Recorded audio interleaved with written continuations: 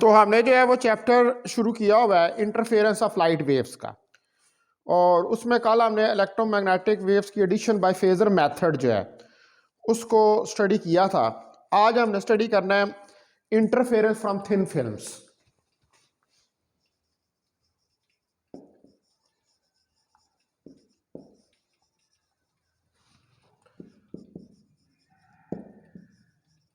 Thin films,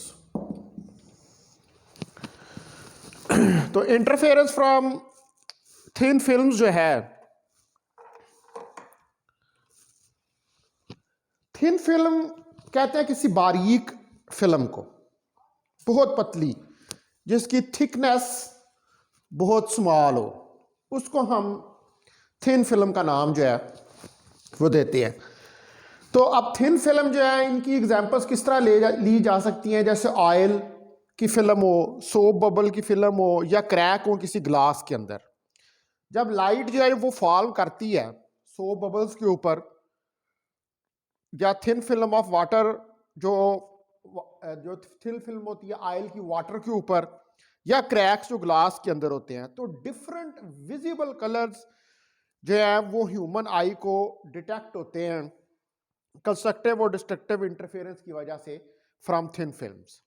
तो हमने basically यहाँ पर ये स्टडी करना है कि ये जो थिन फिल्म्स हैं, ये वाई दे शो कलर्स, ये क्यों कलर्स जो है उनको शो करती हैं, और किस तरह इंटरफेरेंस जो है वो इनके अंदर अकर करती है थिन फिल्म में। जैसे मैंने आपको एग्जांपल दिया है यहाँ पर कि जो ग्लास है उसके अंदर अगर क्रैक्स हो, तो उससे जब लाइट रिफ्लेक्ट होती है तो उन क्रैक्स के अंदर आपको डिफरेंट कलर नजर आते हैं। इसी तरह जो आपके पास फिल्म होती है ऑयल की, तेल अगर पानी के ऊपर गिरा हो तो उससे लाइट रिफ्लेक्ट हो, तो तब भी आपको डिफरेंट कलर जो हैं वो नजर आते हैं। इसी तरह जो सोप बबल्स होते हैं, ये बच्चे नहीं होते वो जो गुब्बारे उड़ा रहे होते हैं, बबल्स उड़ा रहे होते हैं सरफ के, तो उसके अंदर भी आप अगर देखें तो उससे भी जब लाइट रिफ्लेक्ट होती है तो आपको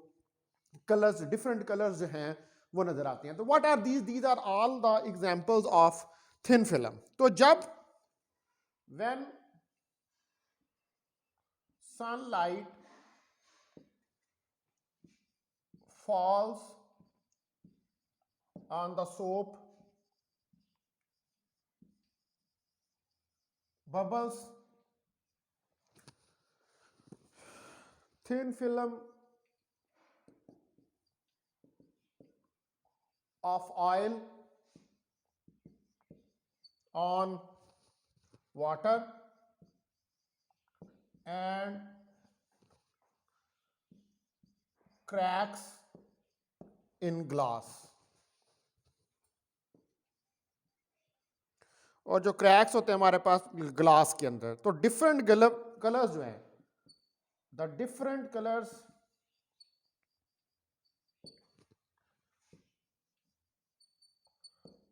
आर विजिबल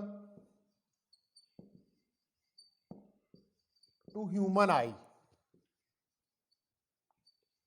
तो मुख्तलिफ कलर जो है वो ह्यूमन आई को नजर आते हैं due to constructive and destructive interference. तो ऑब्वियसली जो कलर्स आपको क्लियर नजर आएंगे वो कंस्ट्रक्टिव इंटरफेरेंस की वजह से होंगे, और जो कलर्स आपको क्लियर नजर नहीं आएंगे, यानी कि वो कलर्स के जो डिम होंगे, वो डिस्ट्रक्टिव इंटरफेरेंस की वजह से होंगे। तो जो रिफ्लेक्शन और ट्रांसमिशन ऑफ लाइट है, ये एक्चुअली डिपेंड करती है on the thickness of the film, यानी कि फिल्म कितनी थिक है, कितनी मोटी है। तो the reflection and transmission of light depends upon the thickness of the film.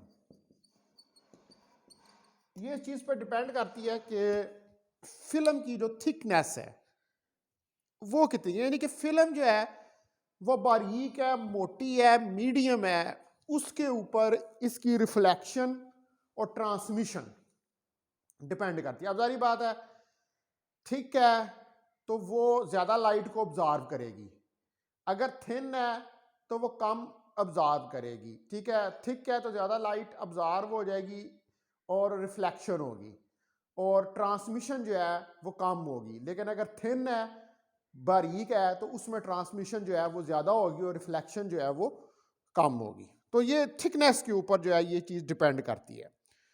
तो आप सपोज करें कि हमारे पास एक फिल्म है जो कि यूनिफॉर्म थिकनेस की है। यूनिफॉर्म मतलब एक जैसी उसकी थिकनेस है, उसकी थिकनेस में कहीं से भी कोई फर्क नहीं है। यूनिफॉर्म का मतलब होता है एक जैसा, एक जैसी थिकनेस की एक हमारे पास यूनिफॉर्म फिल्म है।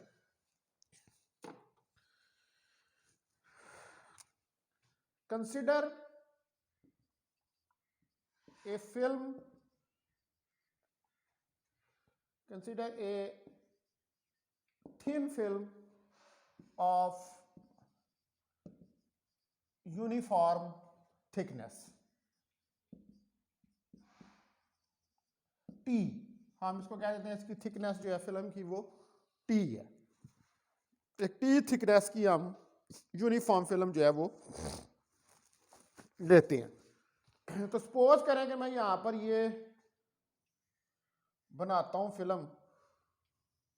ठीक है, ये एक फिल्म है जिसकी थिकनेस जो है वो ये T है। ठीक है, ये T थिकनेस की एक फिल्म है। अब इसके ऊपर लाइट जो है वो फॉल करती है। ठीक है, अगर सपोज करें कि ये इसका नॉर्मल है तो यहां से ये लाइट इस पे इंसिडेंट होती है। ठीक है, इसका कुछ पार्ट रिफ्लेक्ट होगा, ठीक है, और कुछ पार्ट इसका नॉर्मल जा रहा है, कुछ पार्ट अंदर की तरफ ट्रांसमिट होगा। ठीक है, ये हमारे पास पॉइंट ए है और ये ट्रांसमिट होने के बाद इधर पहुंचेगा इस पॉइंट बी तक और इस पॉइंट बी से ये इसका कुछ हिस्सा बाहर की तरफ चला जाएगा और कुछ हिस्सा फिर रिफ्लेक्ट होके पॉइंट सी तक जाएगा और यहां से ये फिर रिफ्लेक्ट होके बाहर की तरफ जाएगा। ठीक है, यहां से फिर वेव जो है वो आएगी हमारे पास पॉइंट सी से इधर। ये आप पॉइंट कोई ई ले लें, यहां से फिर वेव रिफ्लेक्ट होगी और फिर ये बाहर ट्रांसमिट होगी और इधर से भी ये बाहर ट्रांसमिट होगी। तो इसको हम कह देते हैं डी, इसको हम कह देते हैं एफ, इसको सी और इसको जी। तो आप ये देख सकते हैं कि ये एक इंसिडेंट वेव आ रही है। ठीक है, ये इंसिडेंट वेव जो है ये पॉइंट ए के ऊपर इंसिडेंट हुई है, इसका कुछ पार्ट रिफ्लेक्ट होता है अपर सरफेस से। ये देखें ना, ये अब इस फिल्म की दो सरफेसेस हैं, ये अपर सरफेस है ऊपर वाली और ये नीचे वाला जो है ये इसका बॉटम सरफेस है। तो कुछ पार्ट इसका अपर सरफेस से रिफ्लेक्ट होता है जो आउटर सरफेस है थिन फिल्म की, और कुछ पार्ट इसका रेयर फ्रैक्ट होता है। रेयर फ्रैक्ट ये देखें, ये पार्ट ए बी, ये जो यहां तक इसके अंदर गया है, ये रेयर फ्रैक्ट इसका पार्ट हुआ है अलॉन्ग ए बी, और पॉइंट बी पर रे जो है वो रिफ्लेक्ट होती है अलॉन्ग बी सी। ठीक है, देखें ये पॉइंट बी पर यहां से रे रिफ्लेक्ट होगी along B C, B C के अलॉन्ग रिफ्लेक्ट होगी और रेयर फ्रैक्ट होगी अलॉन्ग बी डी। ये देखें ये रेयर फ्रैक्ट हो रही है इधर अलॉन्ग बी डी। तो इसी तरह हमारे पास जो है वो नंबर ऑफ रिफ्लेक्टेड और रिफ्रैक्टेड रेज जो हैं वो हमें मिलेंगी। ये रिफ्लेक्टेड और रेयर फ्रैक्टिव वेव्स जो हैं ये हमारी आई तक जो है वो पहुंचेगी, और जब ये रिफ्लेक्टेड और रिफ्रैक्टेड वेव्स हमारी आई तक पहुंचेंगी तो इनकी इंटेंसिटी इस चीज पर डिपेंड करेगी कि आया कि ये कंस्ट्रक्टिव इंटरफेरेंस कर रही हैं या डिस्ट्रक्टिव इंटरफेरेंस कर रही हैं। तो हर रिफ्लेक्शन के बाद जो इंटेंसिटी या रेज की वो डिक्रीज होगी। तो जब ये हमारी आई तक ये पहुंचेंगी तो ये क्या करेंगी, ये कंस्ट्रक्टिव और डिस्ट्रक्टिव इंटरफेरेंस जो है वो करेंगी। तो उस कंस्ट्रक्टिव और डिस्ट्रक्टिव इंटरफेरेंस की वजह से आपको डिफरेंट कलर्स जो हैं वो नजर आएंगे, और उनमें से कुछ कलर्स जो हैं वो आपको नुमाया नजर आएंगे।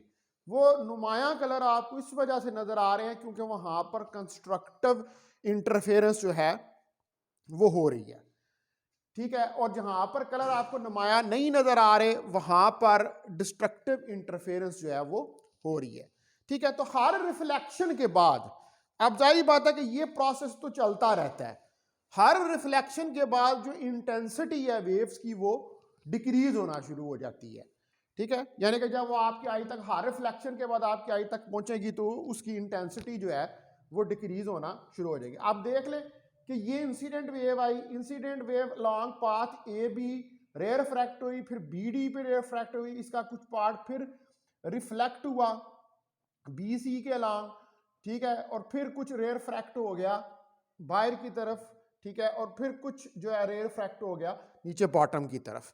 तो ये सिलसिला जो है रिफ्रैक्शन और रिफ्लेक्शन का ये कंटिन्यूसली जो है वो जारी रहता है, ठीक है।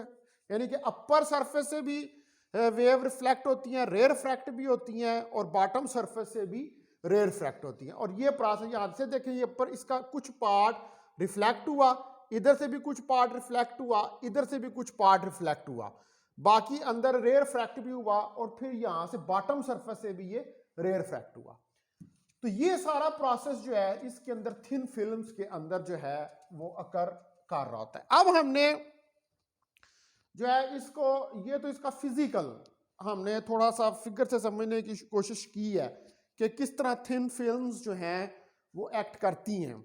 तो अब मैं इसका मैथमेटिकल ट्रीटमेंट के लिए एक और फिगर जो है वो ड्रा करता हूं, फिर उससे हम कंडीशंस जो हैं इंटरफेरेंस की, कंस्ट्रक्टिव और डिस्ट्रक्टिव इंटरफेरेंस की थिन फिल्म के लिए, उनको कैलकुलेट करके देखेंगे। आप इसी तरह देखें, यहां पर ये एक नॉर्मल है, ठीक है। यहां पर हमारे पास एक वेव, ये ए पॉइंट है, और ये एक वेव ए एल है, ठीक है, और इधर ये फॉल करती आके इधर इस पॉइंट बी के ऊपर।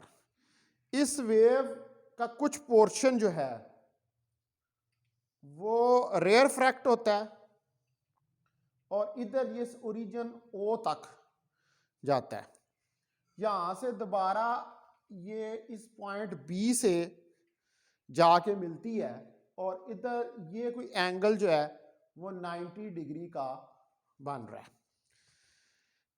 ठीक है। तो हमारे पास जो यहां पर ये पॉइंट है, इधर से इस पॉइंट बी से मैं एक परपेंडिकुलर ड्रा करता हूं इधर इसके ऊपर, वेव के ऊपर, ठीक है, और एक और परपेंडिकुलर ड्रा करता हूं इधर, ठीक है। तो ये हमारे पास जो परपेंडिकुलर है, ये इसको कह दें आप, ये डी है, ये ई है, ठीक है, और यहां पर ये पॉइंट जो है ये इधर जो कट कर रहा है इस फिल्म को, ये सी है, ठीक है। अब इस फिल्म की थिकनेस, ये तो टी है ना यहां तक, लेकिन ये नीचे तक हम ले रहे हैं, तो ये टोटल यहां तक जो थिकनेस होगी वो 2t होगी, ठीक है, 2t इसकी थिकनेस होगी। और इधर से जो एंगल है ये आर एंगल बनेगा, इधर से भी ये एंगल आर जो है वो बनेगा, और यहां से ये जो एंगल बन रहा है ये वाला ई के साथ, ये 90 डिग्री का आपके पास एंगल है। तो ए एल एक इंसिडेंट वेव है जो कि रिफ्रैक्ट होती है अलोंग पाथ ए सी, ये ए एल ये वाली, AL is the incident wave which is refracted along path, जो कि refract होती है किसी पाथ AC के along, ठीक है, ये पाथ AC, ये इसके along refract होती है। तो पॉइंट C जो है यहां पर कोई फेज चेंज नहीं है in the reflection of wave, ठीक है, पॉइंट ए के ऊपर, सॉरी पॉइंट सी के ऊपर यहां पर कोई फेज चेंज नहीं है in the reflection of wave, यानी कि सी के ऊपर आप देखें ना कि ये सीधी इस तरह गुजर गई है, तो यहां पर कोई रिफ्लेक्शन नहीं है। लेकिन जो हमारे पास पॉइंट बी है उसके ऊपर जो है वो फेज चेंज है, जो कि पाई का चेंज है या पाथ डिफरेंस जो है वो लैम्डा का है। तो at point C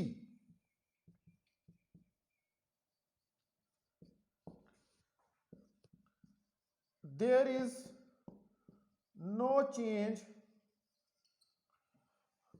of phase in reflected wave, but ठीक है इस पॉइंट सी के ऊपर तो कोई फेज चेंज नहीं है, लेकिन but at point B there is a phase change of pi or path difference of lambda by 2, ठीक है। लेकिन पॉइंट बी के ऊपर जो है यहां पर हमारे पास फेज चेंज है पाई का, यानी कि आउट ऑफ फेज है, और पाथ डिफरेंस जो है वो लैम्डा बाई 2 का है। तो इसका मतलब कि पॉइंट बी से जो वेव जो है वो रिफ्लेक्ट होगी उसका फेज चेंज होगा, लेकिन जो पॉइंट सी से वेव रिफ्लेक्ट हो रही है उसके फेज के अंदर कोई चेंज नहीं आएगी। तो अब जो पाथ डिफरेंस है आपके पास, इस फिगर को देखें तो पाथ डिफरेंस हम अगर देखें तो पाथ डिफरेंस है जो हमारे पास वो है EDO, जो कि बराबर है BED के, EDO ये EDO, और ये बराबर है BED के, ये दो हमने परपेंडिकुलर इस रे और इस रे को ज्वाइन करने के लिए परपेंडिकुलर ड्रा किए हैं, BED। तो ये इन दो रेस के दरमियान में हमारे पास पाथ डिफरेंस है। तो अगर हम ट्राइंगल देखें DOB, ट्राइंगल DOB, अगर इस ट्राइंगल को देखें तो यहां पर ये जो आर एंगल बन रहा है, ठीक है, तो इसको हम कहते हैं कि कॉज ऑफ आर, ये बेस ओवर हाइपोटेन्यूज होगा, तो यहां पर बेस हमारे पास होगी OD, ठीक है, ये बेस OD हमारे पास बेस होगी, और हाइपोटेन्यूज हमारे पास ये B 2T हमारे पास हाइपोटेन्यूज होगा। तो इसका मतलब है कि OD जो है वो 2T कॉज ऑफ आर के बराबर होगा। इसका मतलब है कि OD जो है what is this is path difference. OD क्या है, ये पाथ डिफरेंस है, और ये पाथ डिफरेंस किसके बराबर है, 2T कॉज ऑफ आर के बराबर ये पाथ डिफरेंस है।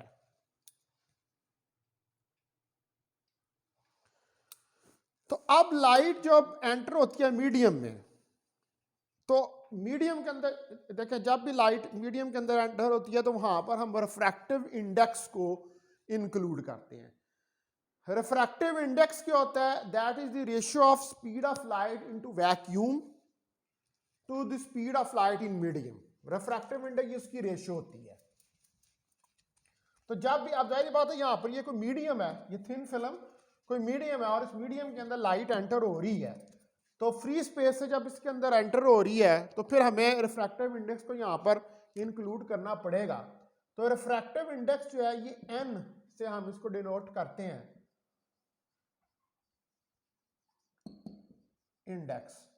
और रिफ्रैक्टिव इंडेक्स जो है n, that is what is ratio? Speed of light into vacuum, या speed free space divided by speed of light into matter. ये हमारे पास रिफ्रैक्टिव इंडेक्स की डेफिनेशन, यानी कि n is equal to c over v. अब जाहिर बात है कि यहां पर ये लाइट जो है ये किसी मीडियम के अंदर एंटर हो रही है, तो ये जो इसका पाथ डिफरेंस है,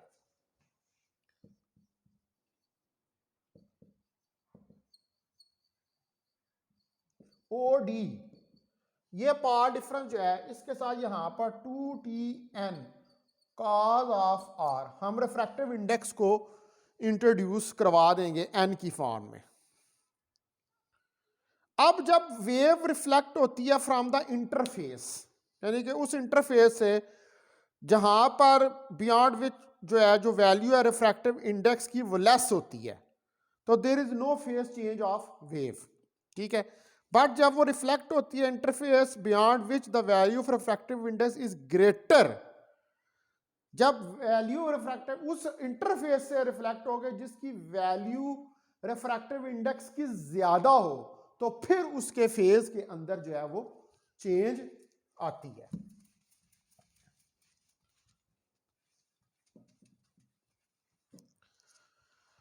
तो when wave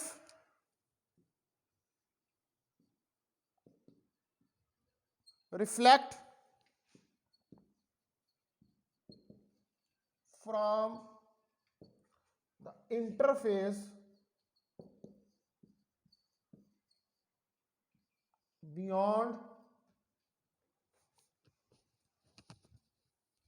beyond which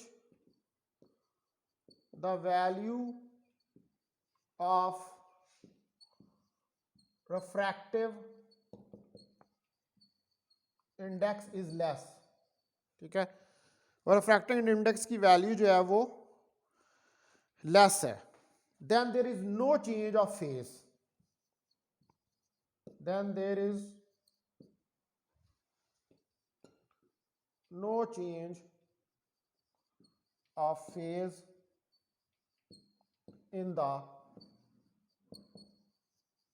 reflected wave। तो फिर यहां पर रिफ्लेक्टेड वेव जो है उसके फेज में, यानी कि वो इंटरफेस, यहां पर रिफ्रैक्टिव इंडेक्स लेस की वैल्यू का मतलब ये है कि आपने रिफ्लेक्शन ऑफ वेव्स पढ़ी हुई है। तो रिफ्लेक्शन ऑफ वेव्स में आपने ये पढ़ा था कि जब वेव किसी थिन मीडियम, बारीक मीडियम से रिफ्लेक्ट होती है तो उसके फेज के अंदर कोई चेंज नहीं आती। तो अब जहां पर थिन मीडियम होगा तो उसकी रिफ्रैक्टिव इंडेक्स की वैल्यू कम होगी, तो लिहाजा वेव के फेज में कोई चेंज नहीं आएगी। लेकिन जब वो थिक मीडियम जो है उसके लिए जो रिफ्रैक्टिव इंडेक्स की वैल्यू है वो ज्यादा होगी, लिहाजा थिक मीडियम से जब वेव रिफ्लेक्ट होगी तो उसके फेज में चेंज आएगी। तो when the wave is reflected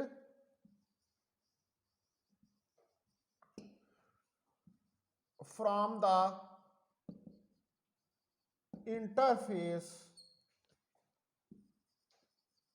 beyond which the value of refractive index is greater,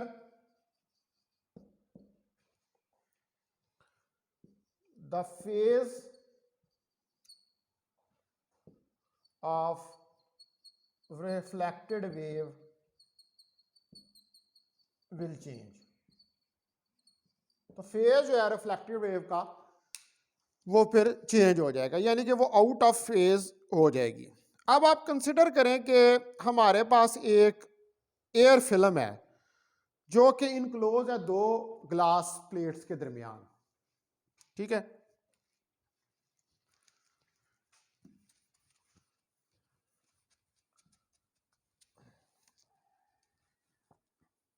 consider a air film which is enclosed between two glass plates, जो कि दो ग्लास प्लेट्स के दरमियान में इनक्लोज है। एक आपके पास एयर की फिल्म है, तो थिकनेस जो है इस फिल्म की वो ऑलमोस्ट जीरो है, यानी कि इतनी कम है कि सिर्फ जीरो के बराबर है। The thickness of film is almost zero, यानी कि टी जो है वो गोज टू जीरो है, ऑलमोस्ट जीरो के बराबर इसकी थिकनेस है। तो जो रिफ्रैक्टेड रेड हैं वो प्रोड्यूस कर लेंगी कलर्ड और bright image at naked eye, यानी कि कंस्ट्रक्टिव और डिस्ट्रक्टिव इंटरफेरेंस करेंगी।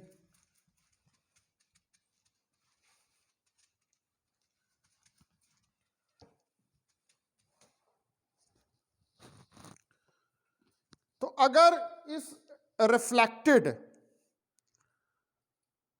जो रिफ्रैक्टिव इंडेक्स है फिल्म का वो लेस देन होगा मीडियम से, तो यहां पर कोई भी चेंज नहीं होगी फेज में। लेकिन अगर रिफ्रैक्टिव इंडेक्स जो है वो ग्रेटर होगा तो फिर यहां पर पाई की चेंज होगी और पावर डिफरेंस जो है वो लैम्डा बाई 2 का होगा। तो अगर if the refractive index of film, अगर रिफ्रैक्टिव इंडेक्स जो है वो फिल्म का वो लेस है, is less than the medium, then there is a no phase change in the reflected wave। तो रिफ्लेक्टेड वेव में कोई फेज चेंज नहीं होगी। लेकिन अगर if the refractive index of film is greater than, लेकिन अगर रिफ्रैक्टिव इंडेक्स फिल्म का ग्रेटर है the medium,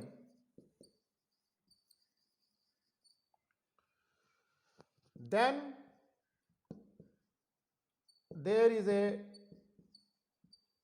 phase change of pi or path difference of lambda by 2, यानी कि वो फिल्म जो इनक्लोज है दो ग्लास प्लेट्स के दरमियान में, उस फिल्म का अगर रिफ्रैक्टिव इंडेक्स वो जो मीडियम है ग्लास प्लेट्स का उनसे कम होगा तो फिर तो कोई फेज में चेंज नहीं होगा आएगी, ठीक है। लेकिन अगर ज्यादा होगा तो फिर फेज जो है वो चेंज होगा। तो यहां पर अब हमारे पास जो पाथ डिफरेंस है उसकी इक्वेशन आ जाएगी path difference that is equal to 2Tn, T क्या ये थिकनेस ऑफ द फिल्म है, cos of r plus minus lambda by 2, ठीक है। तो in the case of constructive interference, in case of constructive interference. अगर constructive interference हो रही है तो हमें पता है कि पाथ डिफरेंस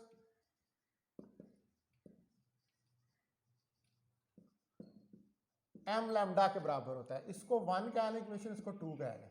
तो कंपेयर कर ले 1 एंड 2 को, तो 2tn cos of r plus minus lambda by 2 is equal to m lambda. ये हमारे पास बात, ये जो है ये हमारे पास किसकी कंडीशन है? This is the condition of maximum, यानी कंस्ट्रक्टिव इंटरफेरेंस की। This is the condition of maximum. ये हमारे पास मैक्सिमम की कंडीशन है, यानी कि कंस्ट्रक्टिव इंटरफेरेंस की कंडीशन है। तो अगर हमारे पास रेज जो हैं वो नॉर्मल टू द फिल्म है, यानी कि बिल्कुल परपेंडिकुलर फिल्म पे फॉल कर रही हैं, तो फिर जो इंसिडेंट एंगल है आपके पास, ठीक है, यहां पर जैसे ये हमारे पास ये रे आ रही थी, ये जो रिफ्लेक्ट हुई है यहां से, तो इसका जो एंगल यहां से ये बन रहा है, ये इंसिडेंट एंगल है, और ये यहां से जो एंगल बन रहा है ये रिफ्लेक्शन का एंगल आर है। तो ये दोनों एंगल जो अगर बिल्कुल नॉर्मल ये गिर रही है तो फिर ये i is equal to r is equal to 0 के बराबर होगा। तो हमारे पास जो ये इक्वेशन है ये वाली,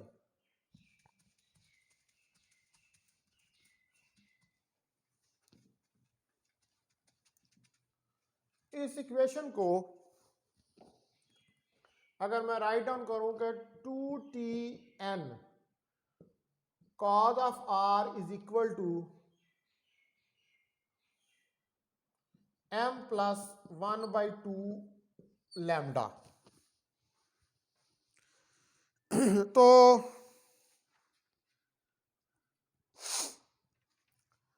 यहां पर r जो है वो 0 के बराबर है, तो cos 0 डिग्री 1 के बराबर आ जाएगा। तो 2tn मेरे पास m प्लस 1/2 लैम्डा के बराबर आ जाएगा, और यहां से 2t मेरे पास आ जाएगा m प्लस 1/2 लैम्डा ओवर n, और लैम्डा ओवर n को हम कह देते हैं लैम्डा n, यानी कि 2t m प्लस 1/2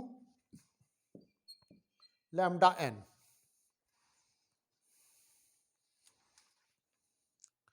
तो ये हमारे पास क्या कंडीशन है? ये हमारे पास कंडीशन आ गई है कंस्ट्रक्टिव इंटरफेरेंस की। This is condition of constructive interference. ये हमारे पास कंस्ट्रक्टिव इंटरफेरेंस जो है ये उसकी कंडीशन आ गई है। उसके बाद अगर हम डिस्ट्रक्टिव इंटरफेरेंस की बात करें तो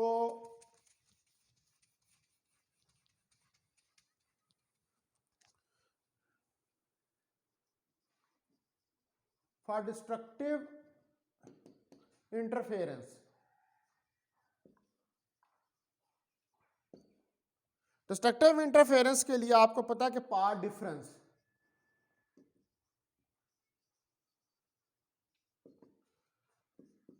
m प्लस 1/2 लैम्डा के बराबर होता है। तो 2nt cos of r plus minus lambda by 2 m प्लस 1/2 लैम्डा, इसके बराबर आ जाएगा। तो ये उस तरफ जाएगा तो ये लैम्डा बाई 2 से कैंसिल हो जाएगा, तो 2nt cos of r is equal to m lambda, ये आ जाएगा। और उसी तरह अगर r नॉर्मल पे गिरी, r 0 के बराबर है, तो 2nt इज इक्वल टू, क्योंकि cos 0 degree 1 is equal to m lambda, और यहां से जो है हमारे पास 2t is equal to m lambda over n, यानी कि 2t is equal to m lambda n। तो ये हमारे पास कंडीशन है किसकी? condition of destructive इंटरफेरेंस, ये हमारे पास डिस्ट्रक्टिव इंटरफेरेंस की कंडीशन है। तो जब लाइट जो है वो किसी रेयर मीडियम से डेंसर मीडियम के अंदर एंटर होती है, ठीक है, यही हम पढ़ रहे हैं ना कि रेयर से डेंसर, डेंसर मतलब thick, rare mean thin, rare से डेंसर मीडियम में एंटर होती है। व्हेन लाइट एंटर्स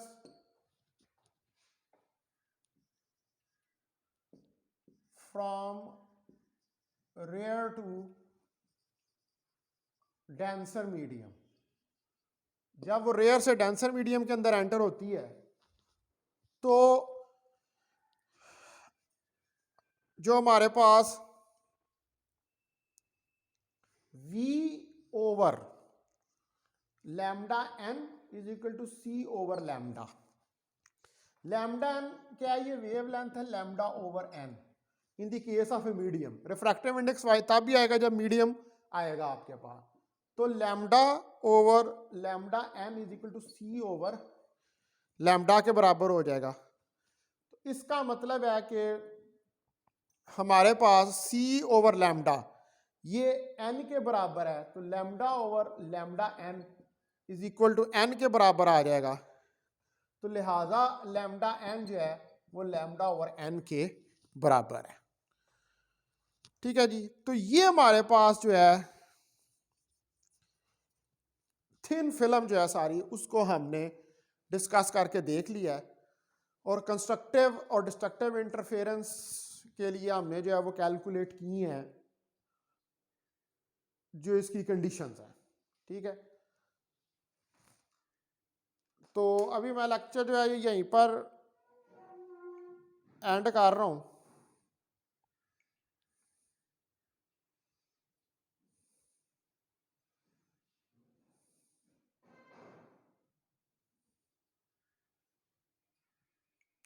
अगर किसी ने कोई क्वेश्चन पूछना है तो वो पूछ सकता है। 30 स्टूडेंट सिर्फ जो हैं वो प्रेजेंट है। Anyone has any question?